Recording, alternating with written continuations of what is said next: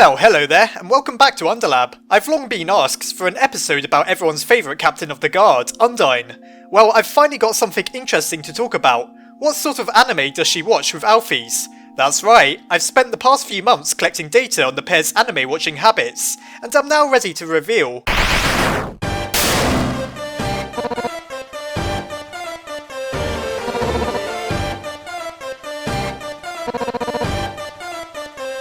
Okay, well how about a theory explaining where your eye went?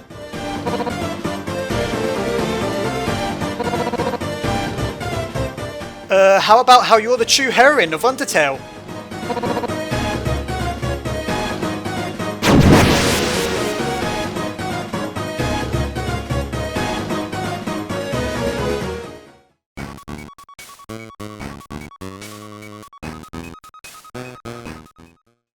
Our first encounter with Undyne is seen through the eyes of Papyrus. It's clear he's pretty terrified of her. With her fearsome and imposing armour, it's not hard to see why. In a game that we've been told can be played entirely without killing its monsters, it's difficult to imagine that we'll be able to in some way spare the helmed juggernaut on top of the cliff. Already, Undyne is established as a force to be reckoned with. In fact, I'd go as far as to say that she's one of the scariest characters in the game.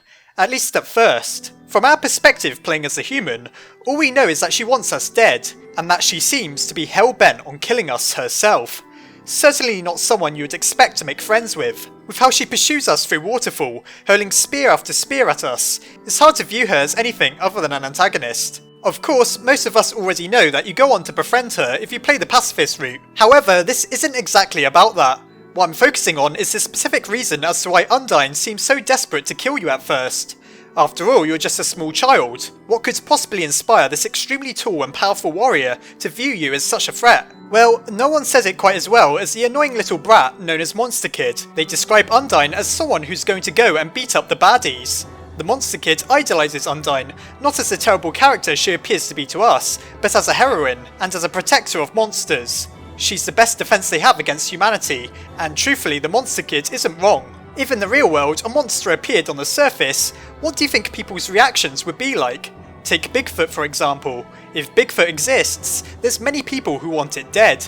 We view the unknown as something dangerous that we have to protect ourselves against, and it takes a long time for some of us to adapt to change. Of course, humanity isn't exactly something that's unknown to Undyne. She's aware of the history of her people, whether she was around to witness it herself or not. Humans were the first ones to attack monsters, because they feared what a monster might become should it absorb a human soul. It's never stated anywhere that a monster actually did this, however. Based on what the carvings in Waterfall tell us, it seems safe to say that the humans struck first. They're the ones responsible for trapping all of monster kind within an inescapable prison. Therefore, if we view things from Undyne's perspective, she's just trying to protect and save her kind. Humanity is an enemy that's been known to attack monsters before. She presumes you to be a threat, not based on her own personal feelings, but on the sad factual truth that humanity and monsters are at war. Now, how often is it in video games where a human adventurer must rise up to defeat the evil monsters attacking them? It's a reversal of roles. Then, of course, there's the fact that your soul really is the final piece of the puzzle. Should she manage to take it from you, Asgore will have 7 souls, and the barrier can be shattered.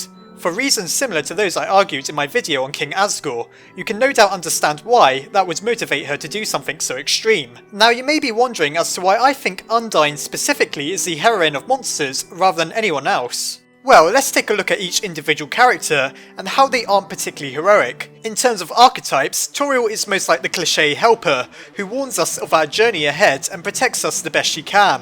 While noble of her, none of these actions bring the monsters close to their eventual freedom via the destruction of the barrier. Sans and Papyrus are 2 comedic sentries who do a somewhat underwhelming job at hunting for humans. While neither of them have any particularly wicked intentions, neither do they really strive to save and preserve their kind.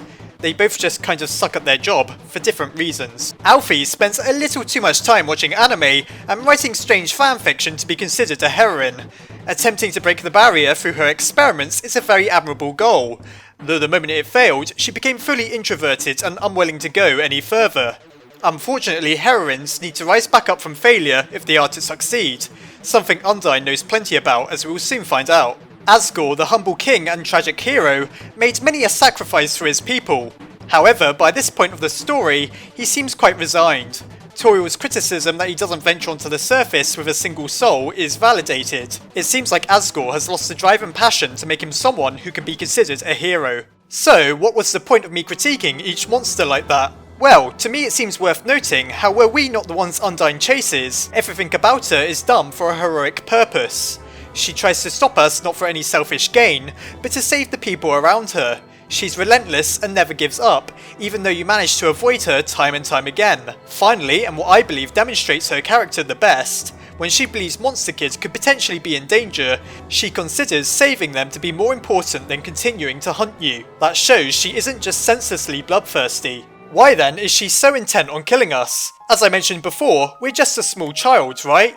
Well, it depends on the path we take. Undyne has learned from experience not to expect Frisk, the human she encounters if you go down the true pacifist route, but something more akin to the demon of the genocide path. She essentially trained all of her life to stop something like what you are when you decide to commit genocide on monsters. Toby didn't make a mistake in giving her her own soundtrack on the genocide route, called Battle Against a True Hero, nor was it unintentional that she dies the first time you kill her on the normal route, but comes back on genocide.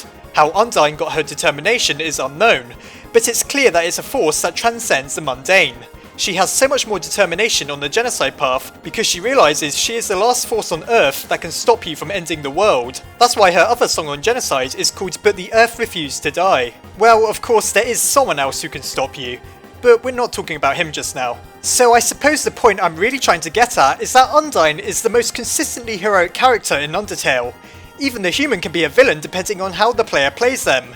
If we were monsters living in the underground, we'd no doubt view her as a hero as well, as she protects us daily and strives to capture that final human. Undyne is the embodiment of hope within the underground, and hope is a running theme throughout Undertale. It's only natural to call a shining beacon of inspiration a true heroine. Well, that's all I have to say about Undyne for now, though there's plenty more for another time. I'm sorry it took me so long to finally make a video on her, but I really wanted to try and do the character justice by looking at her from a new perspective. Like I mentioned, it was no mistake that one of her songs is named Battle Against a True Hero, and I wanted to explain what was likely Toby's reasoning behind that choice. Tell me if you think I did a good job in the comments. Other than that, I really hope you enjoyed the video, and I'll see you next time.